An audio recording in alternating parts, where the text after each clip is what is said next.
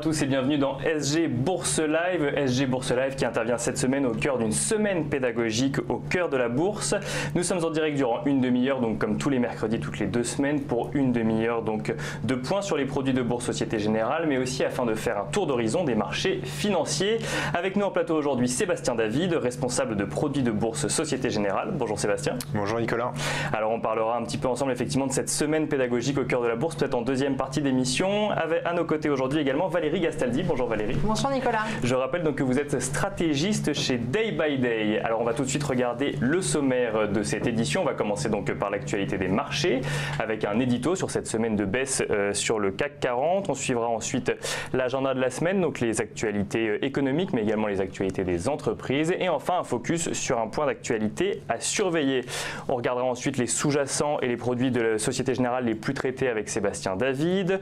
On fera un petit peu de pédagogie sur les produits Infinibest, produits dont nous parlons régulièrement dans cette émission. Et enfin, on regardera avec Valérie Gastaldi l'analyse technique du CAC 40 et on fera un focus sur certaines valeurs avant de parler donc de cet événement exceptionnel sur toute la semaine au cœur de la bourse.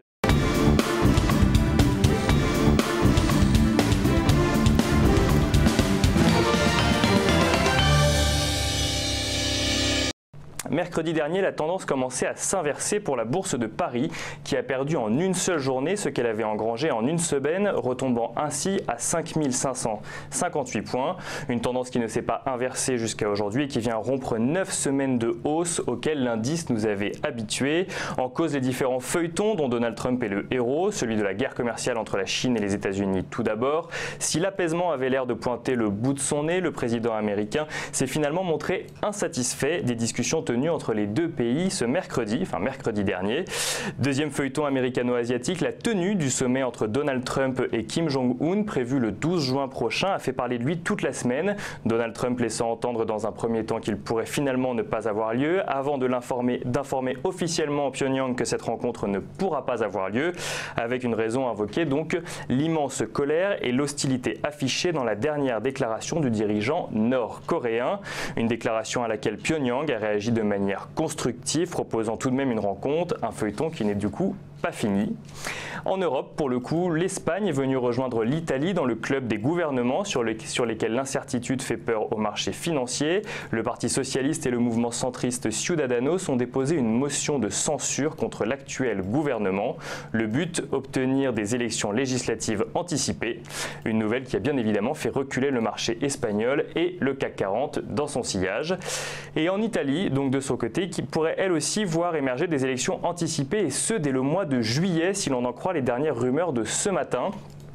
Le refus du président de voir nommer comme ministre de l'économie et des finances l'eurosceptique Paolo Savona avait d'abord été accueilli par une bonne nouvelle avant de finalement déclencher la démission du président du Conseil Giuseppe Conte. Appelé en soutien, Carlo Cottarelli, ancien haut responsable du FMI, a été chargé lundi de former un gouvernement de transition composé de techniciens plutôt que d'hommes politiques. Une tentative qui pourrait déjà s'avérer vaine. Le bruit circule en effet que Carlo Cottarelli envisagerait de renoncer à former ce gouvernement intérimaire, ce qui pourrait ouvrir des élections législatives anticipées dès juillet. Et on regarde rapidement également ce qui se passe du côté du baril de Brent de la mer du Nord qui se relève tout doucement des annonces faites la semaine dernière par des officiels russes qui annonçaient que l'OPEP et d'autres pays producteurs de pétrole comme la Russie pourraient relever leur quota de production durant la deuxième moitié de l'année. Il oscille actuellement autour des 75 $.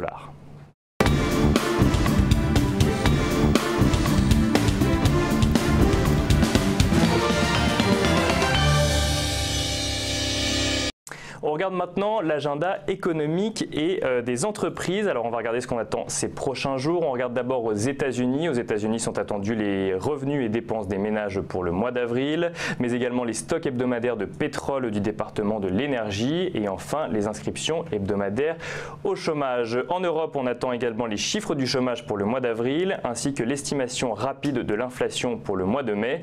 Et en France, du coup, dans le sillage de cette estimation rapide, on attend une première estimation de l'inflation pour le mois de mai, ainsi que les prix à la production et à l'importation de l'industrie pour le mois d'avril. Côté entreprise, on va regarder les résultats semestriels d'ici la fin de semaine. Catana Group, Excel Industrie et Pierre et Vacances publient leurs résultats. semestriel donc. Et enfin, pour ceux qui aiment le football, le point d'actualité à surveiller concerne Canal+. La Ligue de football professionnel a attribué mardi les droits de retransmission de la Ligue 1 de football entre 2020 et 2024 pour un montant record de 1,15 milliard d'euros par an.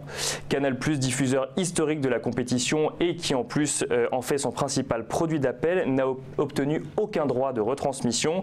L'appel d'offres a consacré l'arrivée d'un nouvel acteur, le groupe de médias espagnol Mediapro, qui détient déjà les droits du championnat espagnol. Une réaction de Maxime Saada, président du directoire de Canal+, qui a déclaré « Nous avons toujours dit que nous ne ferions pas de surenchère. Il ne serait pas raisonnable pour nous de payer des montants que nos abonnés ne seraient pas prêts à supporter ». Voilà pour l'actualité des marchés et tout de suite on s'intéresse aux produits de bourse avec Sébastien David.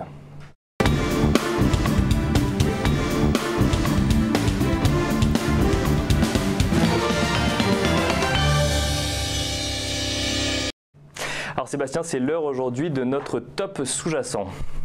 Effectivement, on va commencer avec le top sous-jacent. Donc, comme on a l'habitude, on retrouve évidemment le CAC 40, mais avec dans des proportions un petit peu moindres que ce qu'on avait l'habitude de voir, à peu près 13%. Ça arrive que certaines semaines, on soit à 40% sur le CAC 40. Mais beaucoup d'investisseurs se sont positionnés sur les actions, sur les devises et également sur métaux précieux et pétrole. Évidemment, ça a fait l'actualité ces derniers jours. Alors, l'or, évidemment, instabilité du marché. L'or joue son rôle de valeur refuge et on voit dans le top 5 l'or, alors que ça fait assez longtemps qu'on n'avait pas retrouvé ce métal précieux aussi bien placé dans le classement. On retrouve LVMH et L'Oréal, deux belles valeurs qui ont fortement performé depuis le 1er janvier. LVMH plus 21% et L'Oréal plus 11%.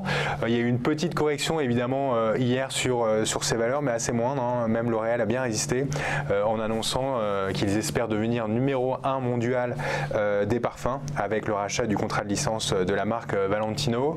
On retrouve évidemment le WTI. Il y a eu une forte hausse ces dernières semaines, on en a beaucoup parlé au cours de cette émission.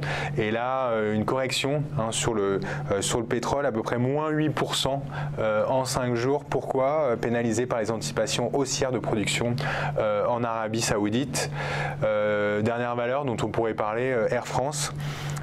Évidemment, la dernière fois je disais qu'on en parlait très souvent l'année dernière parce que ça se retrouvait dans le top 5 et suite aux très belles performances du titre.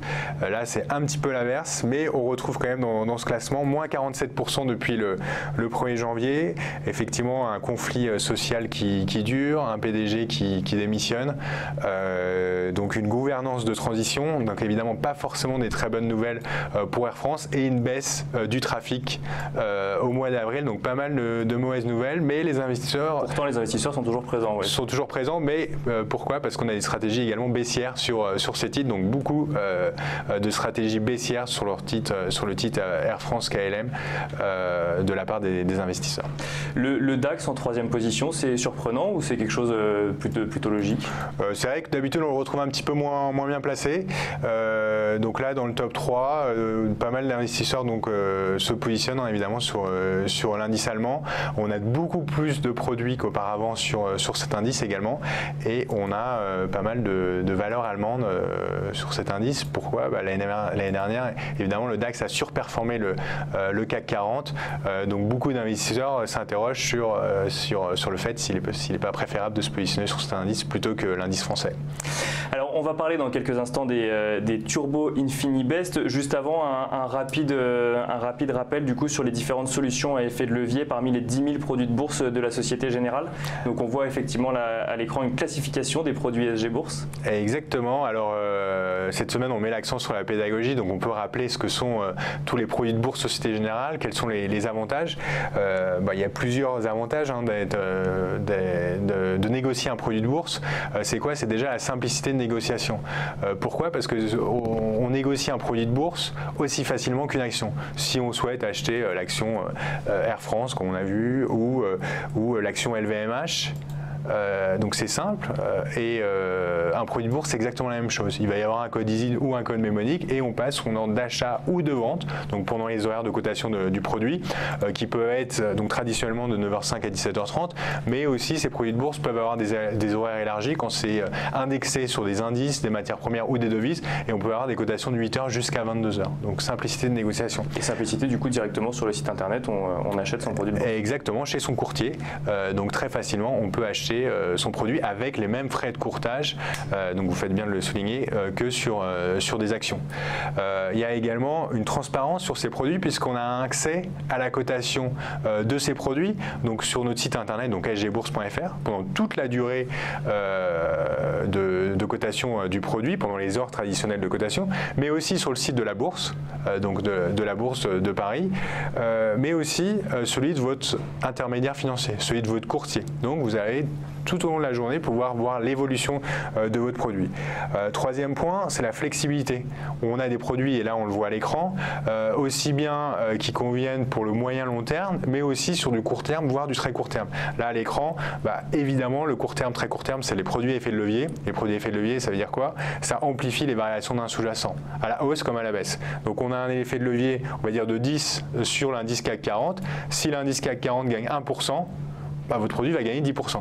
Si le CAC 40, on va dire à peu près comme hier, perd 2%, votre produit va perdre 20%. Donc ça fonctionne à la hausse comme à la baisse, et ces produits s'adressent à des investisseurs avertis. Et dans cette sous-section, enfin dans cette section, on a différents types de produits. On a les varants qui existent depuis 1989, donc vraiment le produit historique de la Société Générale, des certificats leveraged short. Certificats leveraged short, c'est des produits un petit peu plus récents, qui ont été émis en 2011, mais qui ont rapidement rencontré un succès assez important auprès des investisseurs. Pourquoi? Parce que ça permet d'avoir un levier fixe sur l'indice CAC 40, sur des actions, sur des matières, sur des devises, et un levier fixe pendant toute la durée de vie du produit. Donc par exemple sur le CAC 40, on a des leviers fixes jusqu'à 15. Et les turbos, dont on va parler dans cette émission, avec 4 types de produits, 4 typologies de produits. Et là, c'est les produits sur lesquels il y a des effets de levier les plus importants, mais avec une transparence du prix, parce que lorsqu'on calcule le prix, c'est une soustraction entre un cours du sous-jacent moins un niveau de financement ou une barrière désactivante. Donc je reviendrai sur ces produits un peu plus tard. Donc ça, c'est la partie effet de levier. Et il y a du coup deux autres parties, rendement et diversification. Rendement, c'est quoi? C'est pour quand on est un peu plus long terme et qu'on cherche du coup une plus-value? Exactement. Moins risqué du coup que l'effet de levier? Alors, toujours un risque de perte en capital sur ces produits, mais effectivement, ça permet d'avoir un rendement annuel assez attractif, et on peut combiner avec une protection du portefeuille jusqu'à une baisse par exemple de 20, 30, 40%. S'il y a une baisse de marché de cet ordre, on est remboursé au moins de la somme investie. Bon, évidemment, s'il y a une baisse plus importante, on est exposé à la perte du marché. Mais ça, c'est des produits typologiques qui peuvent avoir une maturité de 5, 6, 10 ans. Donc évidemment, pour les investisseurs plus long terme, habituellement, ces produits se négocient souvent dans l'assurance vie, et maintenant, de plus en plus, par le compte titre, et Société Générale a des solutions pour ce type de produits. Et diversification, des produits un petit peu plus connus, avec les ETF, les trackers ou les ETF de l'IXOR et les certificats 100%. Ça, c'est simple, on diversifie son portefeuille. Pourquoi? Parce qu'avec un ETF CAC 40, on investit sur les 40 actions du CAC 40 en une transaction. Et ça a plusieurs avantages. Déjà, ça a des frais réduits, les ETF. Si vous voulez avoir une exposition au CAC 40, vous pouvez soit acheter les 40 actions du CAC 40, alors ça va être un petit peu compliqué parce qu'il peut y avoir déjà 40 fois des frais de transaction, en plus des coûts de frottement, le fait d'avoir acheté à chaque fois s'il y a une action qui sort du CAC ou qui rentre du CAC, donc il va falloir avoir une gestion assez dynamique de son portefeuille. Un ETF, ça vous donne une exposition au CAC 40, et s'il y a un nouvel entrant ou un sortant, c'est fait automatiquement dans votre produit, et il y a des frais de gestion assez faibles sur ces produits. On va retrouver des frais de gestion à 0,25% par an, par exemple, sur le CAC 40. Et l'autre avantage, c'est la fiscalité sur ces produits. Pourquoi? Parce que un grand nombre d'ETF peuvent rentrer dans le PEA. Donc 3 grandes catégories, diversification au rendement et effet de levier, et avec des produits qui conviennent à tout type d'investisseurs en fonction de leur profil rendement-risque. Alors on va parler maintenant du coup d'une catégorie de produits à effet de levier, les turbos, et dans les turbos InfiniBest. Est-ce que vous pouvez nous donner un petit peu une définition des turbos InfiniBest? On rappelle du coup que les turbos, c'est une option d'achat ou de vente avec un pari à la hausse ou à la baisse du coup sur un sous-jacent. Alors là ce serait plus la définition proche des varants. C'est pas une option, c'est un produit qu'on appelle de financement qui permet d'avoir une anticipation soit haussière avec les turbos InfiniBest Call ou baissière avec les turbos InfiniBest Put. Qu'est-ce que ça veut dire haussière? Si on pense que finalement Air France va rebondir, on va s'exposer, on va pouvoir acheter un turbo InfiniBest Call et on va calculer, et je pense qu'on va pouvoir voir sur la slide suivante, le prix du produit en fonction de la barrière désactivante ou ce qu'on appelle le niveau de financement. Voilà, là on le voit à l'écran.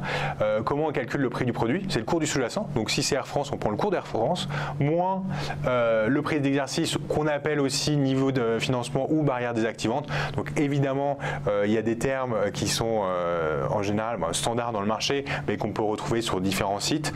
Le mieux, c'est d'aller voir sur le site internet asgbourse.fr pour avoir le terme exact, auquel on rajoute une prime de risque de gap, sur lequel vous avez évidemment les informations sur notre site internet. Ces produits, ça sert à quoi? Ça sert à avoir une exposition à levier.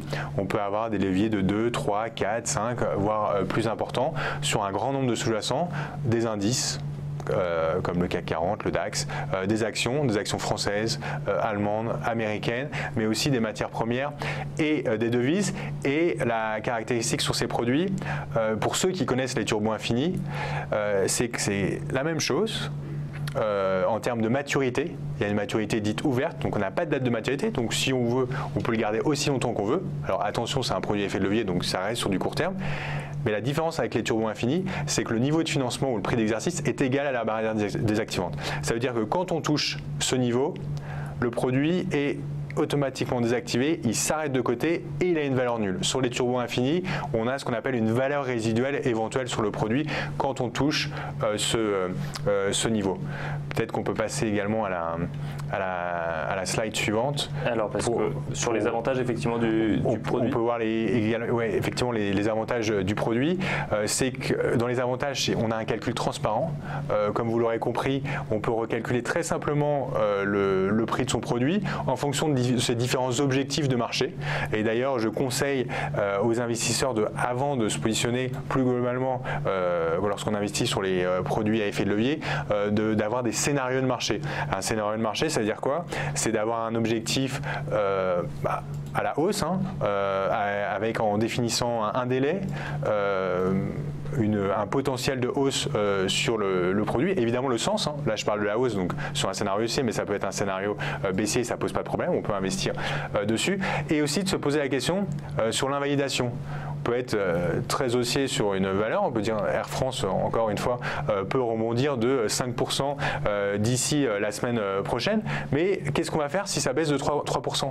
Si on a un effet de levier de 10, 3% de baisse, ça fait 30% sur le produit. Et évidemment, faut avoir une gestion dynamique sur ce produit et se dire, oui, si je perds 30%, je préfère sortir du produit et éventuellement me positionner sur un produit. Parce qu'on peut sortir du produit du coup avant la barrière désactivante. Exactement. Et évidemment, il ne faut pas attendre le franchissement de la barrière désactivante pour sortir du produit, parce que si on l'achète, mettons à 1 € et qu'on attend la désactivation du produit parce que le scénario n'allait pas dans son sens, le produit à la fin il vaut 0, donc on a perdu 100%. Si finalement on arrive à atteindre notre objectif, donc on avait un objectif de 40% sur le produit et on arrive à le vendre à 1,40 € en fonction du scénario de marché. On n'aura gagné que 40%. Et si on a raison à peu près une fois sur deux ou un peu plus qu'une fois sur deux à la fin de l'année, dans un des cas, à chaque fois, on n'aura gagné que 40%, et dans les autres cas les plus négatifs, on aura perdu 100%. Donc ça, c'est ce qu'on appelle du money management, et on aura un portefeuille négatif alors qu'on aura peut-être raison, 12 fois sur 20, ou 6 fois ou 7 fois sur 10. Il faut mieux couper sa position lorsque le marché ne va pas dans le sens anticipé, et éventuellement se positionner sur un autre produit ou attendre de voir une autre opportunité de marché parce que ça va très vite sur ces produits. Donc c'est en ce sens en fait que ça s'adresse vraiment à un public averti, c'est que c'est quelque chose qu'il faut suivre régulièrement, effectivement, suivre ses positions et savoir si peut-être on en prend d'autres ou alors on va revendre du coup celles qu'on a déjà, effectivement, pour éviter de s'exposer à un risque trop fort ou au contraire engranger des gains si on a réussi à en obtenir. Ce qu'on dit dans notre avertissement, c'est que ça s'adresse à un public très averti, donc qui arrive à maîtriser l'effet de levier et qui a évidemment une certaine expertise sur les marchés financiers et qui peut suivre en temps réel l'évolution des marchés financiers.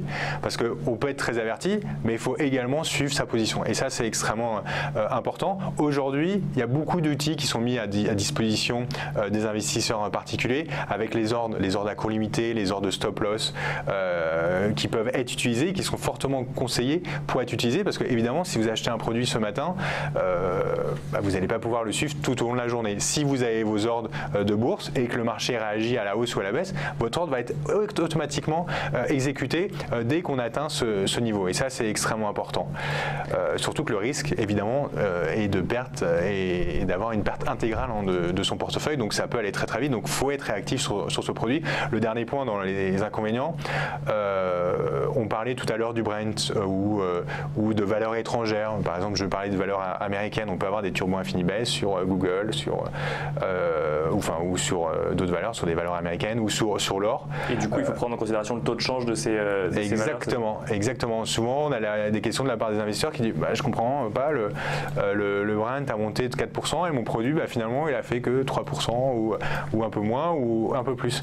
Si le dollar monte par rapport à l'euro, ça va avoir un impact positif. Si le dollar baisse par rapport à l'euro, ça va avoir un impact négatif. Donc ça, évidemment, il faut le prendre en compte. C'est-à-dire qu'on a une double exposition quand on prend un sous-jacent qui est libellé dans une devise étrangère. Donc ça, ouais, évidemment, il faut bien le prendre en compte. On va passer maintenant à la pratique avec vous, Valérie. On va voir dans la réalité du coup comment est-ce qu'on peut utiliser ces Turbo Infini Best.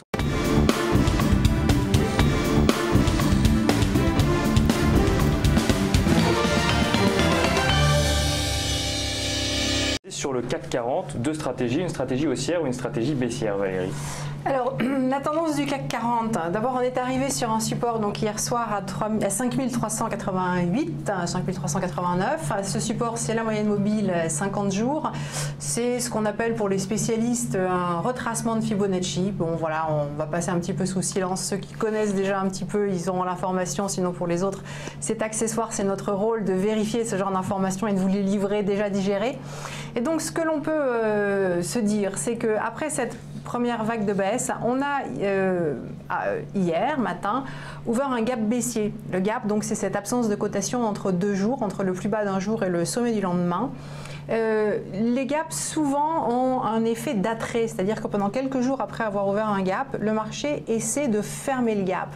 Donc le marché s'arrête et il tente de rebondir et de fermer ce gap. Parce que on sait d'expérience que si le gap reste ouvert, en fait, on conserve une pression baissière relativement intense. Alors que si on arrive à le fermer, c'est que c'était peut-être un gap d'émotion, enfin voilà, c'était un gap qui n'était pas très important, ce qu'on appelle un gap commun dans ce cas-là. Et le marché ne va pas forcément se remettre à monter tout de suite, mais en tout cas, on est dans une situation où il faut plutôt envisager une évolution latérale sur l'indice pendant quelques semaines. Donc là, on va tenter de fermer ces gaps pendant 1 ou 2 jours, c'est-à-dire qu'on va tenter de remonter. Mais je vais vous montrer rapidement le S&P 500, indice américain, indice qui a été assez fort et qui est relativement peu sensible à la crise italienne, et bien lui aussi en fait est en train de donner un signal de vente. On ne sait pas forcément pourquoi. Vous avez mentionné des actualités américaines, bien sûr elles sont toujours valables, ce sont des choses qui vont s'étendre sur de nombreux mois, les problèmes de guerre commerciale, mais ce S&P il a enfoncé le support à 2700, donc il risque de ne pas nous aider, voire même de nous mettre un petit peu sous pression dans les jours qui viennent. Donc on a des opportunités de très court terme, à savoir pour quelques jours qui sont de tenter de jouer des rebonds, mais si on envisage des horizons de temps un petit peu plus longs, il faut plutôt être prudent, voire tactiquement ouvrir des positions baissières sur des rebonds. On a le choix selon l'horizon de temps sur lequel on analyse les marchés sur lesquels on intervient. Alors du coup, si on reprend effectivement cette analyse sur les horizons de temps, alors Sébastien, qu'est-ce qu'on fait du coup dans une stratégie haussière du CAC 40 et qu'est-ce qu'on fait dans une stratégie baissière avec ces Turbo Infinibest? Donc on a le choix, donc deux stratégies. Si on est haussier, on tente le rebond, on va évidemment se positionner sur un Turbo Infinibest Call CAC 40. On a choisi une barrière désactivante à 4919, donc pour calculer le prix du produit, ça va être le niveau du CAC moins la barrière désactivante plus une prime de gap et ça nous donne un cours donc à hier évidemment à 5,22, évidemment à bien vérifier sur notre site internet ou sur le site de votre courtier le cours actuel du produit. Évidemment il a évolué, l'effet de levier de 10 pour le négocier 38,85 S. Si on a une vision un petit peu plus longue et on pense que la baisse va continuer, on va se positionner sur un put avec une barrière désactivante 5866. Là, pour calculer le prix de vos produits, on prend la barrière désactivante, moins le niveau du CAC 40, plus la prime de gap, et ça nous donnait hier un cours à 4,55 €, et on divise par la parité, évidemment, qu'on a à l'écran. Ça nous donne un effet de levier à 12. Et le mémonique E103S, évidemment, on a des effets de levier qui vont osciller, qui vont commencer à 2, 3 et qui vont monter un peu plus de 15. Mais évidemment, les investisseurs particuliers ont le choix dans notre gamme de produits. Elle est extrêmement fournie. Et si il y a le produit qui ne convient pas forcément à la stratégie, on peut faire la demande via notre outil qui s'appelle MyTurbo sur notre site internet. Alors donc ça c'était si on voulait effectivement jouer entre guillemets ou en tout cas regarder le CAC 40, mais on peut également regarder des valeurs et on a même fait une sélection de plusieurs valeurs et notamment on peut regarder ArcelorMittal, Valérie. En fait, comme on n'a pas beaucoup de temps, je propose qu'on passe plutôt sur Renault et Crédit Agricole. Sur Renault et Crédit Agricole. Et on va regarder Crédit Agricole tout de suite alors. Alors Crédit Agricole en deuxième position, voilà. Alors Crédit Agricole, elle baisse, elle est très exposée aux problèmes italiens. Ça fait un petit moment qu'elle baisse, c'est pas uniquement la crise italienne. Et là, sur le court terme, on peut se dire, oulala, mais elle baisse vraiment beaucoup. En fait, si on prend un petit peu plus d'historique, vous voyez que ici, au mois de, attendez que je ne dise pas de bêtises, au mois d'avril 2017, on était sous une résistance à 11,64 et on l'a enjambé, cette résistance, avec beaucoup de puissance. Donc, on a eu une nouvelle fondamentale à ce moment-là qui a généré des achats très nets sur Crédit Agricole. Donc, on va tenter de se repositionner sur un niveau de valorisation qui a déjà été identifié comme intéressant par le marché. Donc, 11,64, c'est intéressant pour, si vous êtes vendeur, parce qu'il y a pas mal de gens qui ont ouvert des positions vendeuses sur les turbos, prenez des bénéfices sur Crédit Agricole. Et si vous n'avez pas encore de position, il faut surveiller. Il ne faut certainement pas ouvrir à la vente immédiatement. Et en revanche, on va pouvoir tenter sans doute des achats modestes. Il ne s'agit pas, je ne suis pas sûre du tout qu'on puisse revenir à 15. Mais on est spéculatif sur les turbos. On a un ancien creux qui était à 12,32. Donc on peut se dire qu'on va essayer de tenter du 11,64, 12,32 sur quelques jours sur Crédit Agricole. Du coup, Sébastien, un Turbo Infinibest pour aller sur Crédit Agricole. Exactement, et alors on prend toujours en dessous du support majeur. Là, on a une barrière désactivante à 10,83, un produit à 0,66 et un effet de levier à 9,2 pour le négocier, le G483S. Et alors du coup, on va regarder maintenant pour une stratégie également haussière sur Renault.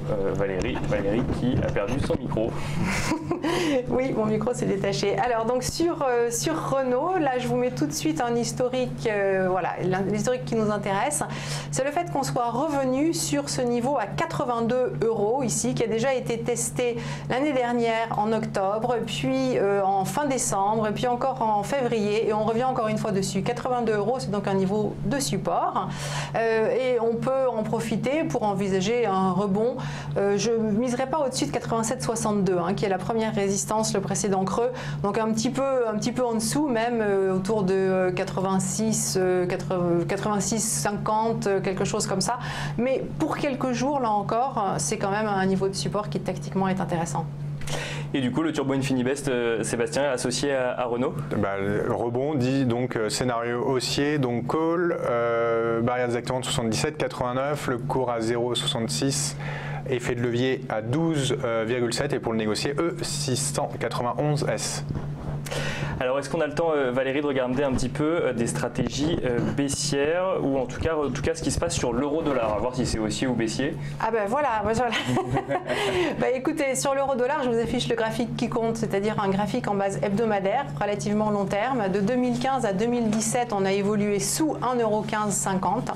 On a franchi ce niveau l'année dernière, on est revenu prendre appui dessus et on revient encore une fois dessus. Donc 1,1550, même si l'euro a été extrêmement fragilisé, c'est pour l'immédiat, et bien que la tendance soit toujours baissière, hein, on n'a pas une tendance haussière, mais une fois encore, c'est tactique, c'est qu'on est dans un marché dans lequel on a déjà eu une accélération baissière et il y a certains actifs qui ont rejoint des niveaux très forts qui peuvent permettre des rebonds au sein de ces tendances baissières pour quelques jours. Voilà, donc il y a une rapidité, c'est vraiment pour des gens qui sont avertis parce que, une fois encore, peut-être que dans 2 semaines, on sera en dessous sur l'euro-dollar. Mais dans l'immédiat, entre 1,1550 et 1,1730, c'est un rebond qui paraît tout à fait envisageable pour les opérateurs rapides. Et du coup, donc encore une stratégie du coup de type haussière. Sébastien, comment est-ce qu'on fait pour aller avec un turbo Infinibest sur l'euro-dollar? On va sur sgbourse.fr évidemment. Exactement, et on prend un call euro-dollar, donc avec une barrière désactivante à 1,0012, le cours à 1,37, l'effet de levier est de 7, et pour le négocier, le 4725S. Tous nos produits, évidemment, finissent par un S comme Société Générale. Et alors, on le disait effectivement en introduction, c'est un SG Bourse Live un peu particulier puisque nous sommes au cœur de la semaine de pédagogie au cœur de la bourse qui se tient donc du 28 mai au 1er juin 2018. Un mot sur cette semaine, Sébastien? Alors un mot, effectivement, lundi, on était chez Euronext, donc à la Bourse de Paris, pour lancer cette grande semaine de pédagogie au cœur de la bourse, au cours de laquelle il y a des vidéos pédagogiques, il y a des quiz qui sont disponibles sur notre site internet sgbourse.fr, rubrique au cœur de la bourse, et demain on organise une grande conférence physique à Paris au cours de laquelle il y aura une simulation de trading sur les marchés en direct, des présentations sur les produits, des présentations de la plateforme Bourse Direct, donc pas mal de choses au cours de cette conférence. Et pour visualiser l'ensemble des vidéos qui ont été faites pour cette semaine dédiée à la pédagogie, évidemment allez sur notre site internet sgbourse.fr, rubrique au cœur de la bourse. Pour s'inscrire du coup à l'événement de demain par exemple ou à toutes les autres animations de la semaine de la bourse. Pour s'inscrire à l'événement de demain, pour avoir toutes les informations ou alors participer aux différents quiz ou accéder aux différentes vidéos qu'on propose. Ça s'adresse à tous ou il faut quand même s'y connaître un tout petit peu en bourse pour suivre cette semaine de la bourse? Alors c'est toujours difficile de juger les compétences de chacun, donc on a choisi évidemment que cet événement soit dédié aux investisseurs débutants, mais aussi pour les experts. Donc il y a certaines thématiques, notamment sur l'analyse technique, sur lequel on va un petit peu plus loin, ou alors sur les parties produits. Donc il y en a un peu pour tout le monde. On sait que c'est extrêmement important de bien comprendre la bourse avant d'investir sur les marchés. Et un investisseur qui va réussir, un investisseur qui aura bien compris les marchés financiers, mais aussi les produits sur lesquels il investit. Donc c'est vrai qu'à la Société Générale, ça fait plusieurs années qu'on met l'accent sur la pédagogie, et là encore plus sur cette semaine. Et on espère que là c'est la première du nom au cœur de la bourse, mais on espère que les années suivantes on aura également ce type de semaine dédié à la pédagogie pour les investisseurs particuliers en France. Voilà donc le site des produits de bourse Société Générale, sur lequel vous pourrez retrouver donc tout ce qui a trait à cette semaine au cœur de la bourse, donc du 28 mai au 1er juin, mais également tous les produits dont nous avons parlé dans cette émission. Donc aujourd'hui des turbos Infinibest. Merci Sébastien, merci Valérie. Merci. Et quant à vous, je vous donne également rendez-vous sur le site de produits de bourse Société Générale pour le replay de cette émission, et je vous donne rendez-vous dans 2 semaines pour un nouveau SG Bourse Live.